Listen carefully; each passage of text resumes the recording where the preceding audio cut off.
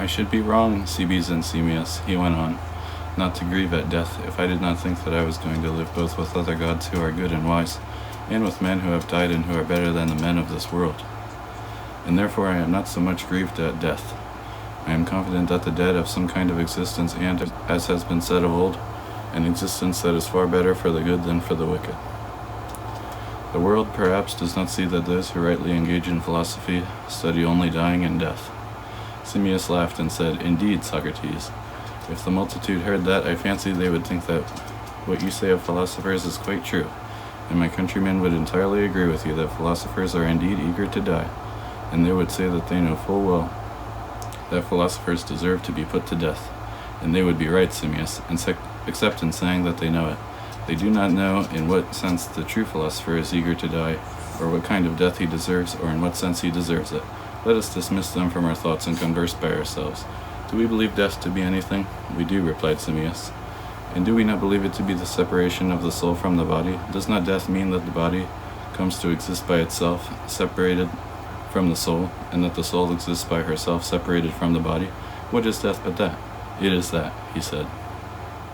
And here too the soul of the philosopher very greatly despises the body, and flies from it, and seeks to be alone by herself, does she not? Clearly. And what do you say to the next point, Simmias? Do we say that there is such a thing as absolute justice, or not? Indeed we do. And absolute beauty and absolute good? Of course. Have you ever seen any of them with your eyes? Indeed I have not, he replied. Did you ever grasp them with any bodily sense? Is it not rather the case that the man who prepares himself most carefully to apprehend by his intellect the essence of each thing which he examines will come nearest to the knowledge of it? Certainly. In every case he will pursue pure and absolute being with his pure intellect alone. He will be set free as far as possible from the eye and the ear and, in short, from the whole body. Verily we have learned that if we are to have any pure knowledge at all, we must be freed from the body. The soul by herself must behold things as they are. Then it seems after we are dead we shall gain the wisdom which we desire, and for which we say we have a passion, but not while we are alive, as the argument shows. And while we live we shall come nearest to knowledge, if we have no communion or intercourse with the body beyond what is absolutely necessary, and if we are not defiled by its nature. We must live pure from it until God himself releases us. And when we are thus pure and released from its follies, we shall dwell, I suppose, with others who are pure like ourselves, and we shall of ourselves know all that is pure, and that may be the truth. For I think that the impure is not allowed to attain to the pure. Such, Simmias, I fancy, must needs be the language and reflections of the true lovers of knowledge. Do you not agree with me? Most assuredly I do, Socrates. Then, Simmias, he said, is not this the truth? If, as we are forever repeating, beauty, good, and the other ideas really exist, and if we refer all the objects of sensible perception to these ideas which were formerly ours, and which we find to be ours still, and compare sensible objects with them, then, just as they exist, our souls must have existed before ever we were born. Is it so? If these ideas exist, does it not at once follow that our souls must have existed before we were born? And if they do not exist, then neither did our souls? Admirably put, Socrates, said Simmias. Nothing is so evident to me as that beauty and good and the other ideas which you spoke of just now have a very real existence indeed. Your proof is quite sufficient for me. Well, said Socrates, must we not ask ourselves this question? What kind of thing is liable to suffer dispersion, and for what kind of thing have we to fear dispersion? And then we must see whether the soul belongs to that kind or not, and be confident or afraid about our own souls accordingly. Now is it not the compound and composite which is naturally liable to be dissolved in the same way in which it was compounded? And is not what is uncompounded alone not liable to dissolution, if anything is not? And what always remains in the same state and unchanging is most likely to be uncompounded, and what is always changing and never the same is most likely to be compounded, I suppose? Does the being, which in our dialectic we define as meaning absolute existence, remain always in exactly the same state, or does it change? Do absolute equality, absolute beauty, and every other absolute existence admit of any change at all? Or does absolute existence, in each case, being essentially uniform, remain the same and unchanging, and never in any case admit of any sort or kind of change whatsoever? It must remain the same and unchanging, Socrates, said Cebes. And what of the many beautiful things, such as men and horses and garments and the like, and all of which bear the names of the ideas, whether equal or beautiful or anything else? These things, said Cebes, never remain the same. You can touch them and see them and perceive them with the other senses, while you can grasp the unchanging only by the reasoning of the intellect. These latter are invisible and not seen. Is it not so? Let us assume, then, he said, if you will, that there are two kinds of existence, the one visible and the other invisible, and the visible is unchanging while the visible is always changing. Now tell me, Cebes, is the result of all that we have said that the soul is most like the divine, and the immortal, and the intelligible, and the uniform, and the indissoluble, and the unchangeable, while the body is most like the human, and the mortal, and the unintelligible, and the multiform, and the dissoluble, and the changeable? And shall we believe that the soul, which is invisible, and which goes hence to a place that is like herself, glorious and pure, and invisible, to Hades, which is rightly called the unseen world, to dwell with the good and wise God, whither, if it be the will of God, my soul too must shortly go? Shall we believe that the soul, whose nature is so glorious, pure, and invisible, is blown away by the winds and perishes as soon as she leaves the body, as the world says? Does not the soul, then, which is in that state, go away to the invisible that is like herself, and to the divine, and the immortal, and the wise, where she is released from error, and folly, and fear, and fierce passions, and all the other evils that fall to the lot of men, and is happy for the rest of time, and for the rest of time lives in very truth with the gods, as they say that the initiated do? Shall we affirm this, Cebes? Yes, certainly, said Cebes. But if she be defiled and pure when she leaves the body, from being ever with it, and serving it, and loving it, and from being besotted by it, and by its desires and pleasures, so that she thinks nothing true but what is bodily and can be touched, and seen, and eaten, and drunk, and used for men's lusts, if she has learned to hate and tremble at and fly from what is dark and invisible to the eye, and intelligible and apprehended by philosophy, do you think that a soul which is in that state will be pure and without alloy at her departure? No, indeed, he replied. Dear me, Simmias, I shall find it hard to convince other people that I do not consider my fate a misfortune when I cannot convince even you of it.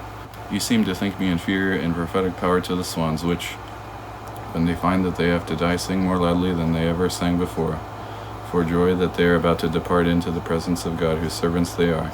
The fear which men have of death themselves makes them speak falsely of the swans. And they say that the swan is wailing at its death, and that it sings out loud for grief. But I think that neither these birds nor the swan sing for grief. I believe that they have a prophetic power and foreknowledge of the good things in the next world, for they are Apollo's birds. And so they sing and rejoice on the day of their death, more than in all their life. And I believe that I myself am a fellow slave with the swans, and consecrated to the service of the same God, and that I have prophetic power from my master no less than they, and that I am not more despondent than they are at leaving this life. I think, Socrates, and I dare say you think so too, that it is very difficult and perhaps impossible to obtain clear knowledge about these matters in this life. Yet I should hold him to be a very poor creature who did not test what is said about them in every way, and persevere until he had examined the question from every side and could do no more. We must learn, or we must discover for ourselves, the truth of these matters, or, if that be impossible, we must take the best and most irrefragable of human doctrines, and, embarking on that, as on a raft, risk the voyage of life, unless a stronger vessel, some divine word, could be found on which we might take our journey more safely and more securely. Cebes and I have been considering your argument, and we think that it is hardly sufficient. I dare say you are right, my friend, said Socrates, but tell me, where is it insufficient? To me it is insufficient, he replied, because the very same argument might be used of a harmony and a lyre and its strings. It might be said that the harmony in a tuned lyre is something unseen and incorporeal and perfectly beautiful and divine, while the lyre and its strings are corporeal, and with the nature of bodies, and compounded and earthly, and akin to the mortal. And I think, Socrates, that you too must be aware that many of us believe the soul to be most probably a mixture and harmony of the elements by which our body is, as it were, strung and held together, such as heat and cold and dry and wet, and the like, when they are mixed together well and in due proportion. Well, said he, what do you say of our doctrine that knowledge is recollection, and that therefore our souls must necessarily have existed somewhere else before they were imprisoned in our bodies? I, replied Cebes, was convinced by it at the time in a wonderful way, and now there is no doctrine to which I adhere more firmly. And I am of that mind too, said Simmias, and I shall be very much surprised if I ever change it. But, my Theban friend, you will have to change it, said Socrates, if the opinion of yours that a harmony is a composite thing, and that the soul is a harmony composed of the elements of the body at the right tension, is to stand. You will hardly allow yourself to assert that the harmony was in existence before the things from which it was to be composed. Will you do that? Certainly not, Socrates. How will this belief of yours accord with the other? It will not, replied Simmias. And yet, said he, An argument about harmony is hardly the place for a discord. If she is a harmony, she can never give a sound contrary to the tensions and relaxations and vibrations and other changes of the elements of which she is composed.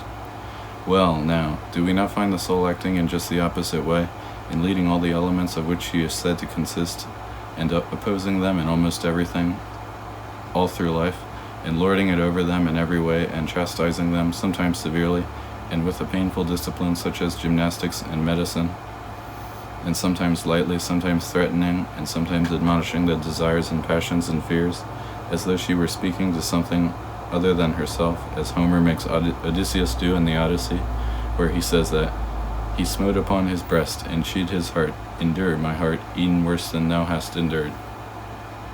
Worst hast thou endured."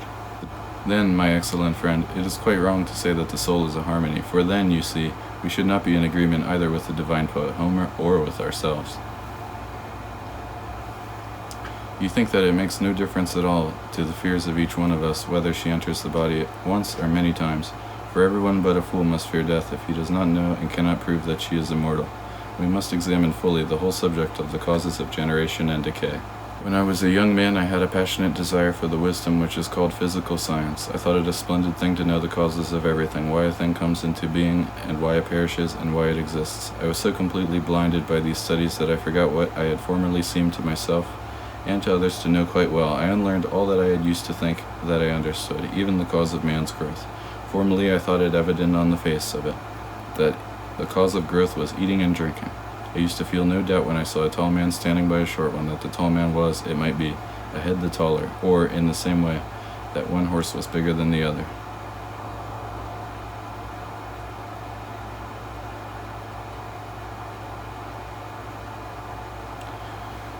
I was even clearer that 10 was more than 8 by the addition of 2, and that a thing 2 cubits long was longer by half its length than a thing 1 cubit long. "And what do you think now?" asked Cebes. "I think that I am very far from believing that I know the cause of any of these things. Why, when you add 1 to 1, I am not sure either that the one to which 1 is added has become 2, or that the one added in the one to which it is added become by the addition 2. Nor, again, can I persuade myself that I know how 1 is generated. In short, this method does not show me the cause of the generation or destruction of existence of anything." But one day I listened to a man who said that he was reading a book of Anaxagoras, which affirmed that it is mind which orders and it is the cause of all things. I was delighted with this theory. It seemed to me to be right that mind should be the cause of all things, and I thought to myself, if this be so, then mind will order and arrange each thing in the best possible way. These reflections made me very happy. I thought that I had found in Anaxagoras a teacher of the cause of existence. I never thought that, when he said that things are ordered by mind, he would introduce any reason for their being as they are, except that they are best so. All my splendid hopes were dashed to the ground, my friend, for as I went on reading, I found that the writer made no use of mind at all. I thought he was exactly like a man who should begin by saying that Socrates does all that he does by mind, and who, when he tried to give a reason for each of my actions, should say, first, that I am sitting here now because my body is composed of bones and muscles. And in the same way, he would go on to explain why I am talking to you. He would assign voice, air, and hearing, and 1,000 other things as causes. But to call these things causes is too absurd. It simply means that a man cannot distinguish the real cause from that without which the cause cannot be the cause. And this it is, I think, which the multitude, groping about in the dark, speaks of as the cause, giving it a name which does not belong to it. And so one man surrounds the earth with a vortex and makes the heavens sustain it. Another represents the earth as a flat kneading trough, and supports it on a basis of air, but they never think of looking for a power which is involved in these things being disposed as it is best for them to be, nor do they think that such a power has any divine strength. They expect to find an Atlas who is stronger and more immortal and abler to hold the world together, and they never for a moment imagine that it is this binding force of good which really binds and holds things together. I'm going to try to explain to you the kind of cause at which I have worked, and I will go back to that which we have so often spoken of, and begin with the assumption that there exists an absolute beauty and an absolute good and an absolute greatness and so on. If you grant me this and agree that they exist, I hope to be able to show you what my cause is, and to discover that the soul is immortal. It appears to me that if anything besides absolute beauty is beautiful, it is so simply because it partakes of absolute beauty, and I say the same of all phenomena. I do no longer recognize nor can I understand these otherwise causes. If I am told that anything is beautiful because it has a rich color or a goodly form or the like, I pay no attention, for such language only confuses me, and in a simple and plain, and perhaps a foolish way, I hold to the doctrine that the thing is only made beautiful by the presence or communication, or whatever you please to call it, of absolute beauty.